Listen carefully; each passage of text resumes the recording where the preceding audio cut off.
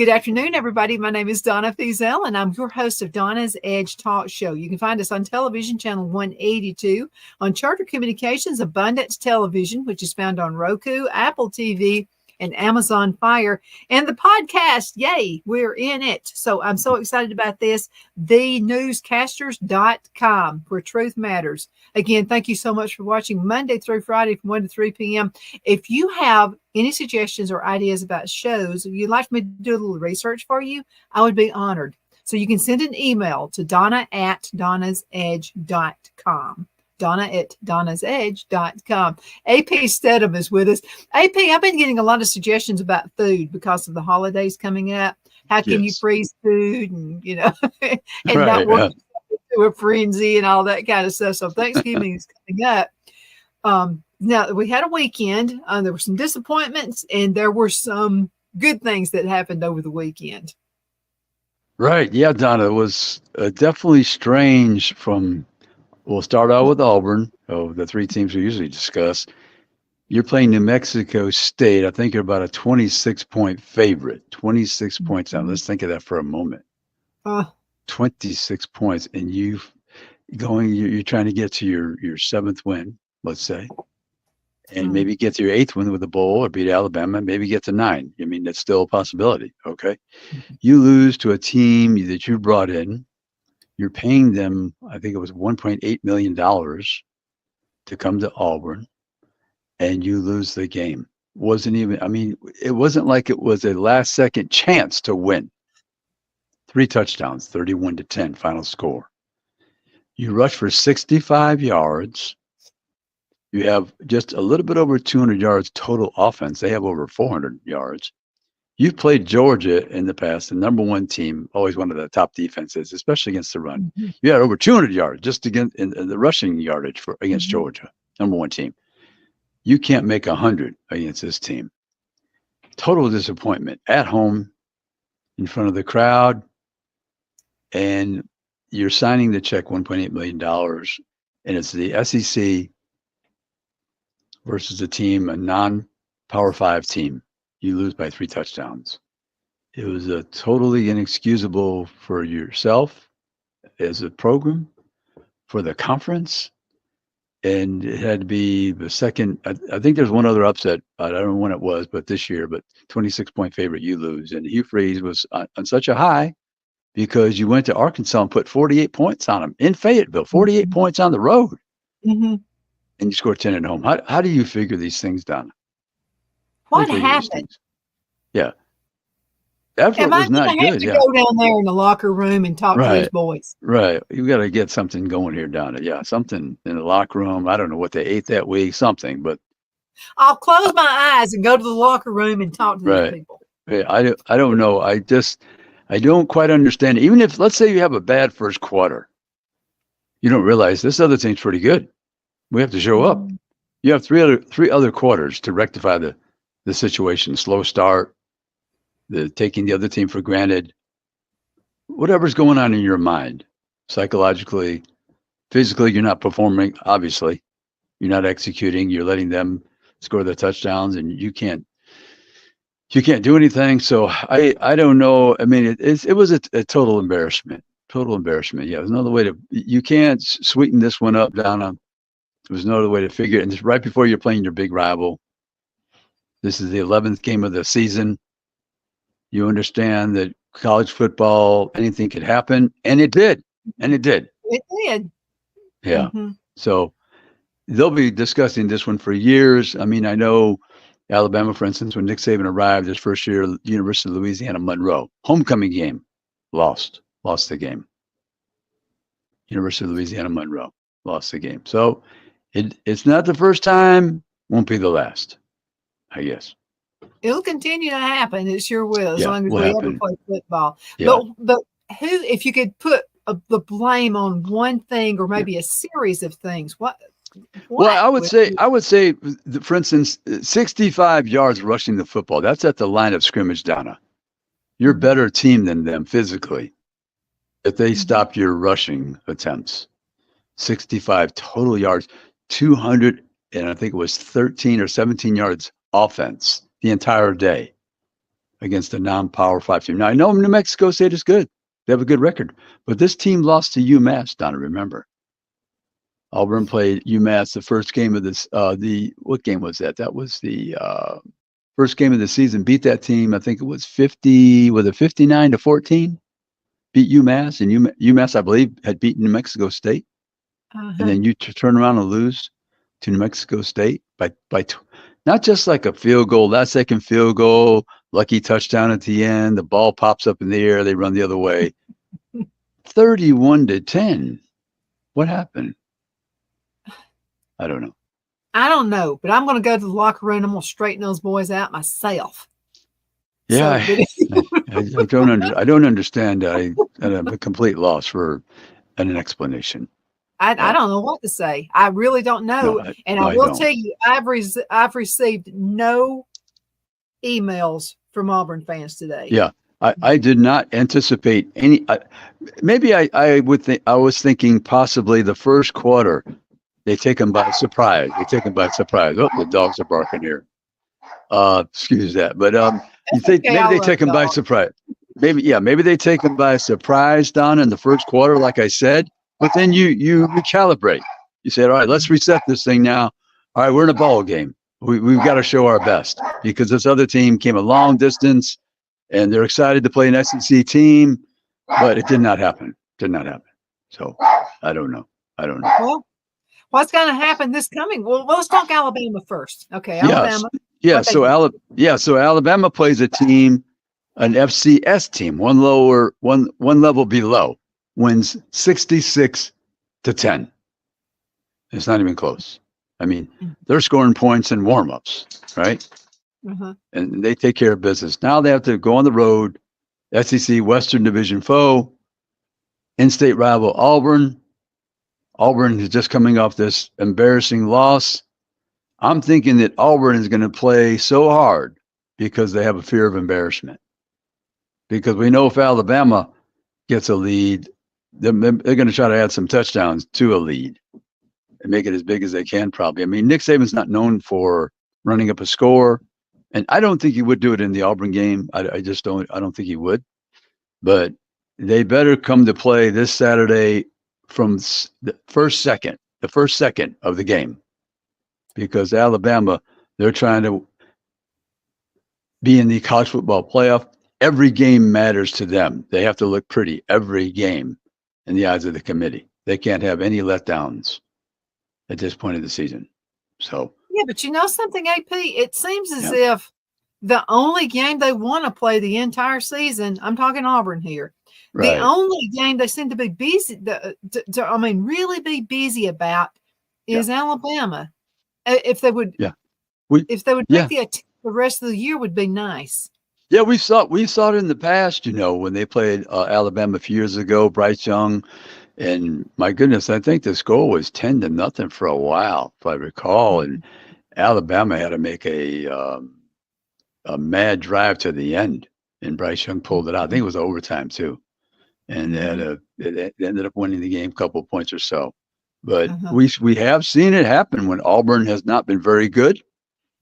And Alabama was a top team, and they struggled mightily. I mean, it looked like Alabama was going to lose that game. I believe it was 10-0 for a long time, and then they came back and win.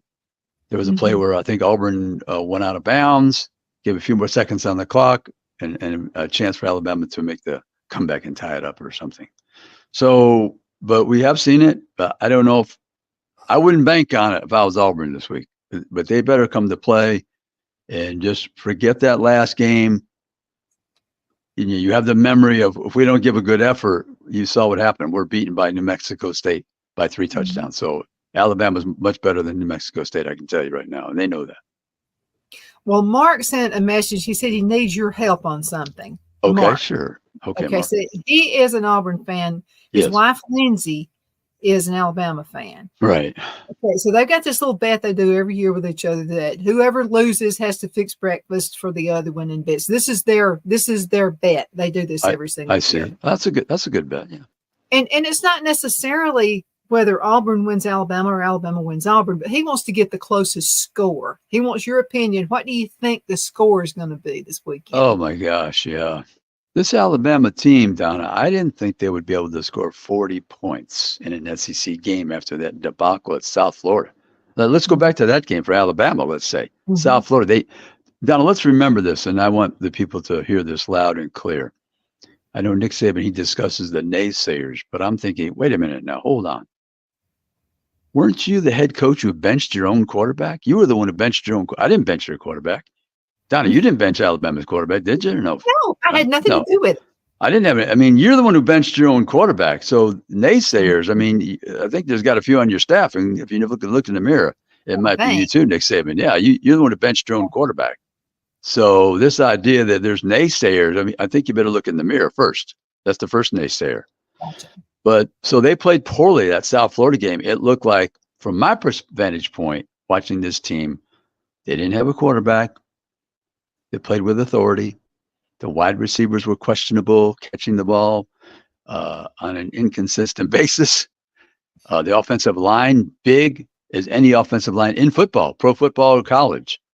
They were not blocking at the point of attack. So the rushing game was way below average, way below average. The defense was playing fairly well. In the Texas game, the second game of the season, they had a few mix-ups in the secondary. If we know that if you have a mistake in the secondary, Donna, that could be a touchdown because that's the last line of defense. So we have seen a poor performance by them. So what's going to happen now? Alabama is flying high. They're playing with the quarterback's playing with confidence. The offensive line against these last matchups has been blocking. The receivers have been catching the football with consistency and having explosive plays. The defense has been after the quarterback, tackling well, holding the teams down in points scored. So I'm saying at Alabama, if it doesn't affect their mentality, they're going to beat Auburn substantially this Saturday. Maybe let's say 3 touchdowns, let's say. Yeah. And if Auburn plays the way they did against New Mexico State, I think I'm being generous at 3 touchdowns. Could be more. But we could see an Auburn team that played like they did against Georgia, right down to the last couple of minutes. I think that's what's going to happen. I would think so. I would think so. Embarrassed. Okay, you've got to think about their parents who've been beating on them all week, their girlfriends who have been beating on them. Everybody else. Everybody's been beating on Auburn. Okay, for 2 days. 2 or 3 days. I think so. Auburn, if they lose, it's going to be closer. I think it's going to be closer. I would think they've got to play with a lot of pride. Yeah. They're beyond embarrassment. Yeah, I was beyond embarrassment. I think they're going to play with a lot of pride. At home, the fans, I don't know what they'll do if it's a 30, 35-point loss because they're going to think, wait a minute, I was here at the stadium this year and watched them play Georgia to a 7-point ball game and had a chance to beat the number 1 team. And these last 2 weeks, who are these guys? Yeah, so I wouldn't think they're going to give maximum effort. I think they're going to be better. They probably won't win. Could they be worse? Yeah, Donna, could they be worse? Could they be worse? I hope not. Right? I mean, I hope they can't be worse than what they showed Saturday. Surely not. Surely not. You're not playing the 12th game of the season against your rival, a team fighting for the college football playoff, and you're bowl eligible. Oh, surely you're not going to play worse than you did last Saturday. Yeah. Because if they do, I'm personally taking each one of them out to the woodshed. My goodness, Donna. Yeah, that would be a total disaster for Hugh Freeze. He was right on track to have the 7th game and maybe an 8th game with a bowl victory. I'm not conceding he's going to beat Alabama. I think that's far fetched. We always say maybe, but we try not to use the word never. Try not to use that word. Because we've seen these games. Not when it's between Alabama and Auburn. No. Don't know what's happened with that. The ball could be fumbled, intercepted, blocked, dropped. I mean, all types of things happen, Donna, with that oblong ball. So okay, another listener wanted to know how many times are they going to either fumble? How many times is the flag going to go down? I mean, it's going to go down. Yeah. This is like one of the, it's always historic. It's like flag, one flag after the other. Yeah. Sometime in the early stages of the game, there's a lot of energy, anxiety, anticipation. You're going to see those flags, offsides, lining up wrong. The quarterback in the center don't have the proper exchange. So maybe early in the game, you get some flags, Donna. But as they settle down mentally and they understand that, okay, we've got to execute our plan and take care of our assignments, maybe it dissipates. The flags just happen early in the ball game. You might get one or two the second, let's say, but they want to win the game. Auburn, a team like Auburn, they want to beat Alabama, a top team right now, top 10 team. They're looking for 0 flags, no flag day. June 14th, isn't June 14th flag day? Yeah, it's not June 14th. Yeah, but that's not, June 14th is Flag Day. Yeah, that's Flag Day. This is not June the 14th. This is like Thanksgiving weekend. So they need to make Alabama get all the penalties. There you go. Hey, Pete, we got to go into a commercial break. We'll be right back in just a minute. Everybody hang in there. The Hatter Cafe and Country Inn is nestled in the northeast corner of Alabama the Beautiful in the delightful town of Mentone. We're located on top of scenic Lookout Mountain near Little River and DeSoto State Park and located only 5 minutes from shopping and restaurants. There is also a nearby community walking path and golf course. We welcome everyone through the doors and we are committed to outstanding service for all guests. At the Hatter Cafe and Country Inn, we invite people from all walks of life to come and get away from it all, enjoy the open spaces, treetop views, fresh, clean air, and experience Southern hospitality at its finest. We look forward to hosting you. To reserve a special event, or if you would love a special getaway at the Country Inn, you can call us at 256-634-2018.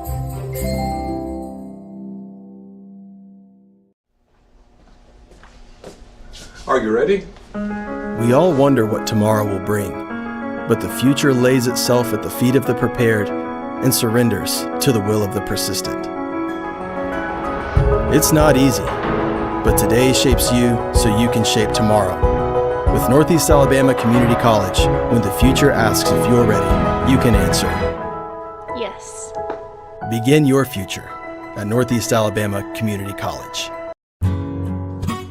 The only place I buy my beef is Lone Tree Ranch in Collinsville, Alabama. Their cattle is born and raised on their ranch, grass and grain fed, and you can feel confident when you serve your family and friends because their beef is all natural and no antibiotics or hormones are added. You can buy whole beef or perhaps go in with family or friends and buy half.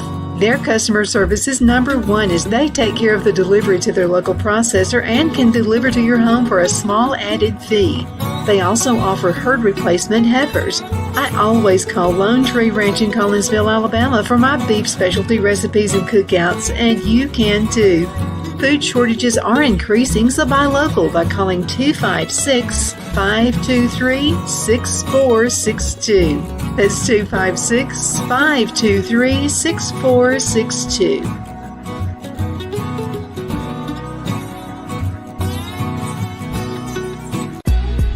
Donna's Designs offers a line of handmade memorial, wedding, and keepsake jewelry that launched back in 1970.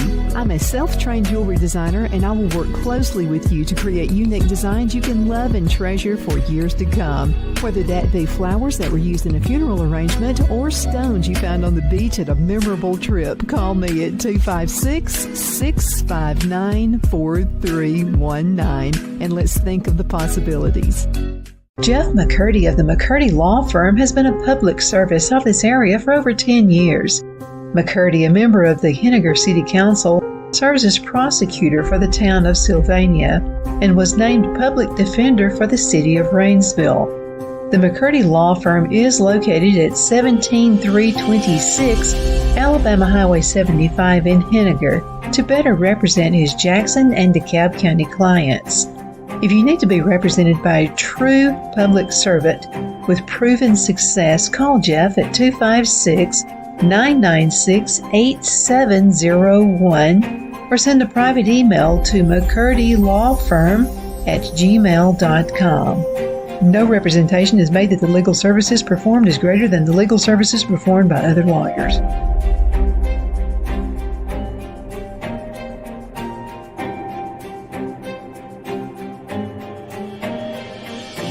We're back. My name is Donna, and I am your host of Donna's Edge Talk Show. You can find us on television, channel 182, on Charter Communications, Abundance Television, found on Roku, Apple TV, and Amazon Fire. And don't forget the podcast, thenewscasters.com. I have AP Steadham with me right now. AP is also host, AP and Kelly, as we see it. What's going on this week with AP and Kelly?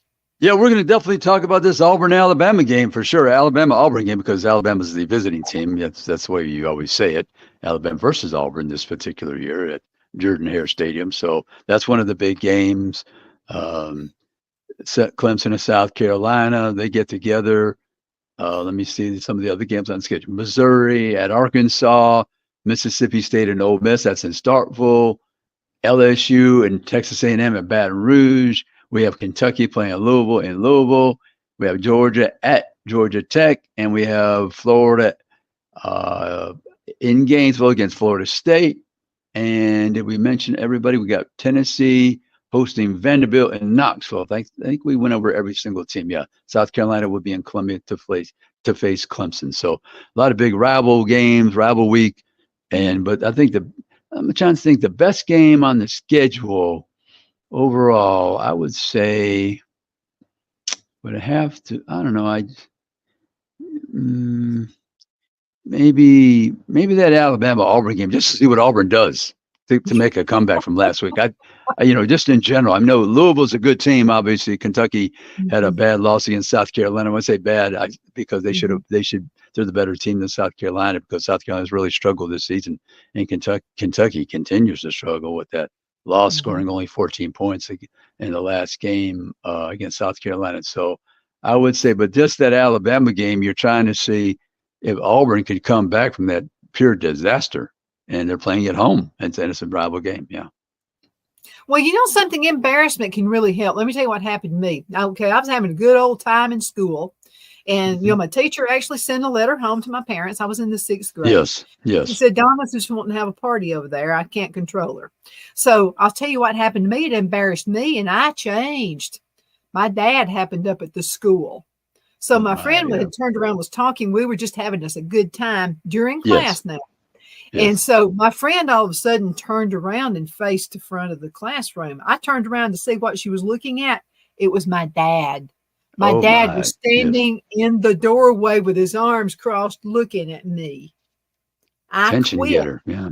I didn't do it again. So Auburn needs an attention getter. I mean, they got to have it.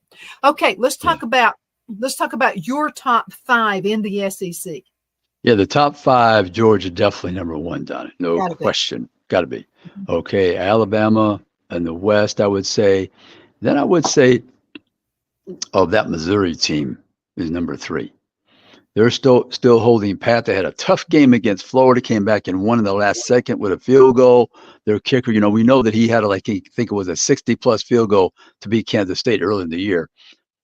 But Florida, they've shown flashes, Florida. And, of course, they don't have all the talent that they will in the next couple of years. They're still building that roster. But their quarterback had the collarbone. He busted the transfer from Wisconsin, Graham Mertz. So, but I would say Missouri number 3. I would say you would have to put, I guess, Ole Miss number 4, and LSU would be number 5. We thought, we always speak about Tennessee and Texas A&M, but Tennessee, they continue to just fall flat. 10 points, 38-10. They were beaten by Georgia, their rival in the SEC East, the neighboring state. Yeah, did not show out well. It was it was really their last chance for the season, because they lost earlier to Florida and Gainesville, Alabama and Tuscaloosa, Missouri and Columbia, and, big score 36-7. So that's 2 straight weeks, Donna. They have produced offensively 7 points against Missouri, 10 points against Georgia. And this is Josh Heupel, we know is a very good offensive coach. His teams always can put up a lot of points.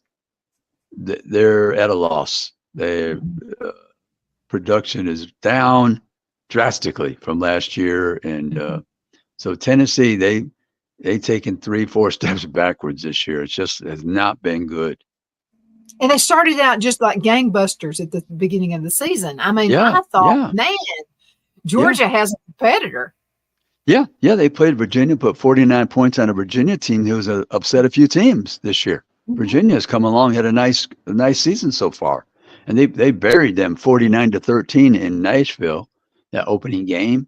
And then it was that third game, double-digit loss down in Gainesville. So Florida, I knew that Joe Milton III was not as good as Hendon Hooker last 2 years. I knew that. But this is his third year at Tennessee after transferring from Michigan.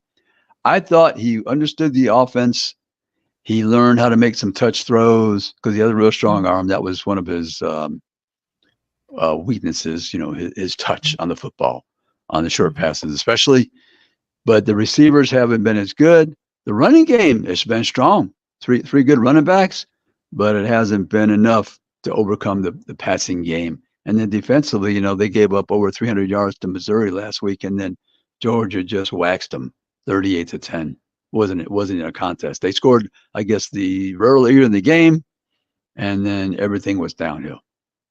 So, absolutely. Very disappointing. AP, just about a minute and a half left in this segment. Yeah. Who are your top 5 in the nation? In the nation, we'll start with Georgia. Got to have Georgia in there. They're scoring about 40 points a game. Plus, they play relatively good defense compared to everyone else. Michigan, Ohio State, Florida State, Washington, I would say that's a good 5. And by the way, Florida State's quarterback, Jordan Travis, was injured. He's out for the year. He's a 6th-year senior, so he's gone. They have to go with the second-string quarterback. We'll see what happens. They play a big game against Florida in Gainesville this season. They're trying to remain undefeated and get in the college football playoff. I think I know what your answer is going to be. It could be a toss-up. Who has been your biggest disappointment so far this season? Yeah, there's been a handful, but that Tennessee, I think I think Tennessee, Donna, because Auburn hadn't done. But Auburn, they did become bowl eligible, 6 games, but last week, that was a total embarrassment for sure. But I think Tennessee has failed against their rivals, against some Eastern Division opponents, and just not been competitive in the game. Mm-hmm. Yeah, Tennessee. All right. Okay, who came out of the kinks, as far as from your perspective? Who came out of the kinks and made it work? Missouri with a nice season. They had a home loss against LSU. They were ahead by double digits. Could have, should have, would have, could have won that game. They played Georgia tough, made a mistake, interception by the quarterback. So they're sitting with the 2 losses, have a chance at an 11-win season if you consider the bowl game as well. Absolutely. Yeah, they got a lot of fight in them, and that's good. Yes. Okay, yes. AP, we're going to have to close, but on the upcoming show, AP and Kelly, as we see it, who's going to be your guest this week? Yeah, I don't have my guest yet. It always comes to me kind of late down. I don't know why, but it does. But we'll probably discuss that Auburn and Alabama game. We'll get somebody we'll get a psychiatrist on, Donna, or something. I don't know to figure. And best of luck to Mark and Lindsay. Mark and Lindsay, whoever wins the bet, you don't have to let us know who won. Yeah, and I'm saying the psychiatrist for us, Donna, because we can't understand. I'm not even talking about Auburn. I'm talking about us. We need the psychiatrist, right? Absolutely. My goodness, we can't figure it out. Yeah. AP, you can find it right here at our station. AP and Kelly, as we see it, Football Friday at 4. Absolutely. AP, thank you so much for being on the show today. You take care. Thank you, Donna. Thanks so much. Yep. I'll need a sedative, I'm pretty sure, after the Alabama-Auburn game. Help me. For sure. Bye.